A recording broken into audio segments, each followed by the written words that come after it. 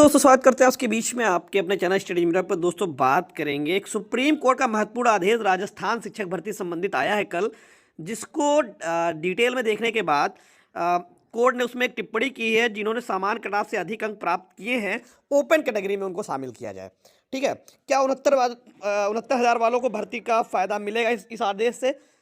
सबको डिस्कस करेंगे इस वीडियो माध्यम से। वीडियो बिना स्किप करते बने रहिए मेरे साथ आपके अपने चैनल स्टडी मिरर पर। जो लोग चैनल पर नए हैं तो प्लीज़ चैनल को लाइक करें, शेयर करें, सब्सक्राइब करें, साथ में बेल आइकन दबाना भूलें ताकि मेरे वीडियो नोटिफिकेशन आप तक पहुंचते रहे। शुरू करते हैं। तो ये आदेश राजस्थान हाईकोर्ट बनाम रजत यादव एंड अन्य सिविल अपील संख्या आप देख सकते हैं, इससे आप ढूंढ सकते हैं इसको। 141/12/2024 मामले में भारत सर्वोच्च न्यायालय द्वारा दिया गया एक महत्वपूर्ण निर्णय है। ये मामला मुख्य रूप से भर्ती प्रक्रिया में आरक्षित श्रेणी के उम्मीदवारों के माइग्रेशन, सामान्य श्रेणी में जाने के अधिकार और योग्यता के सिद्धांतों से संबंधित है। यह आदेश विस्तृत विवरण देख सकते हैं। मामले की पृष्ठभूमि क्या थी कि राजस्थान हाईकोर्ट ने वर्ष 2022 में जूनियर जुडिशियल असिस्टेंट क्लर्क की जो भर्ती थी 2756 पदों के लिए विज्ञापन जारी किया था। चयन प्रक्रिया 2 चरणों में हुई थी, जिसमें 300 अंकों की लिखित परीक्षा और 100 अंकों की कंप्यूटर टाइपिंग टेस्ट था।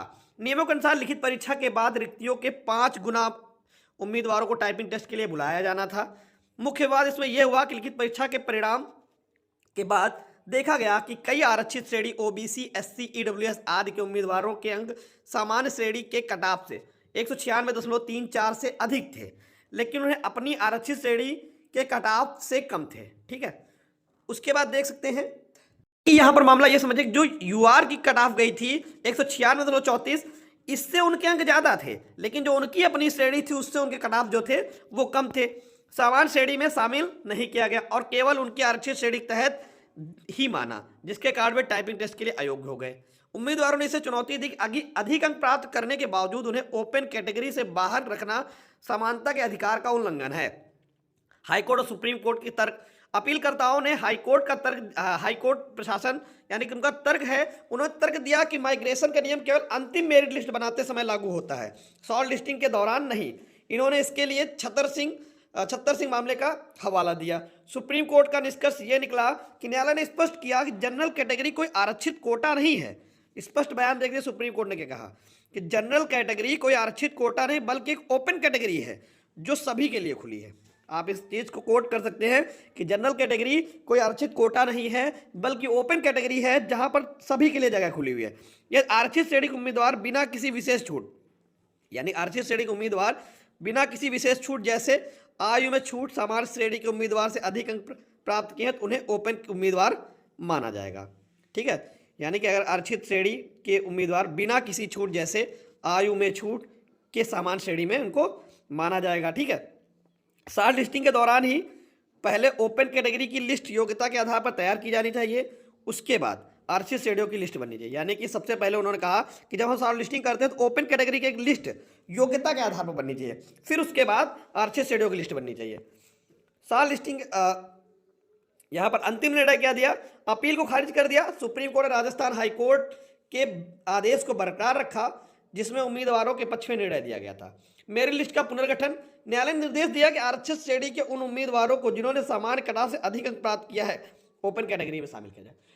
कोर्ट ने यहाँ पर ये ऑर्डर में लिखा है कि अगर कोई व्यक्ति यूआर के बराबर नंबर पा रहा है, ठीक है, यानी सामान्य कटाव से अधिक अंक प्राप्त कर रहा है, तो उसे ओपन कैटेगरी में शामिल किया जाए, ना कि उसको उसकी श्रेणी में रखा जाए। नए उम्मीदवारों को अवसर। जिनसे प्राप्त उम्मीदवारों को पहले टाइपिंग टेस्ट में शामिल नहीं होने दिया गया था, उन्हें नया अवसर दिया जाए और उसके आधार पर संशोधित मेरिट लिस्ट तैयार की जाए।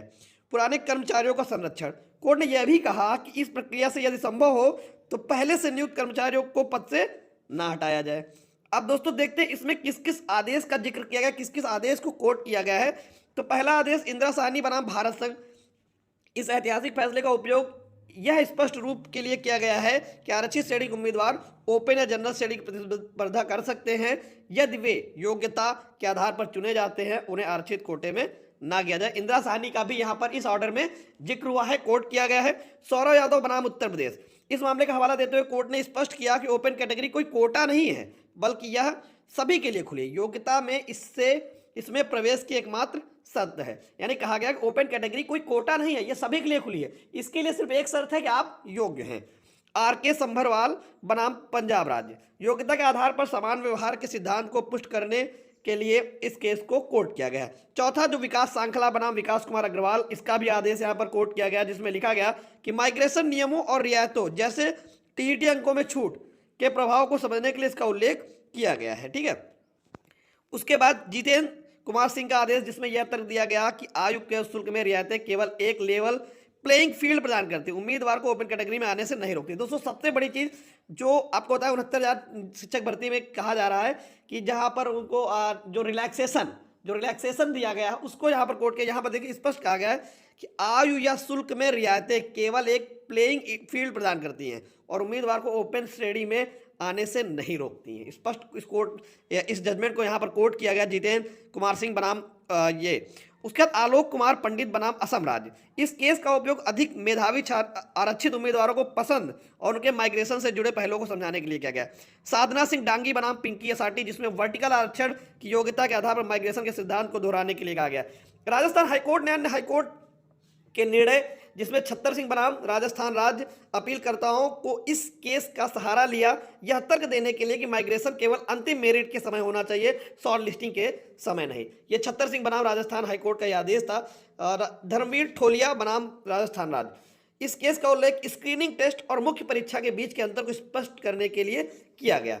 उसके बाद यूपी पावर कॉर्पोरेशन लिमिटेड बनाम नितिन कुमार, इलाहाबाद हाईकोर्ट ने फैसले का हवाला दिया गया, जिसमें कहा गया था कि ओपन श्रेणी की सीटें सभी के लिए खुली हैं और यह सिद्धांत पूरी चयन प्रक्रिया दौरान लागू होगा। अन्य उल्लेखित मामले जानकी प्रसाद पारियमू बनाम जम्मू कश्मीर राज्य। दोस्तों लगभग 45-46 पेज का ऑर्डर है।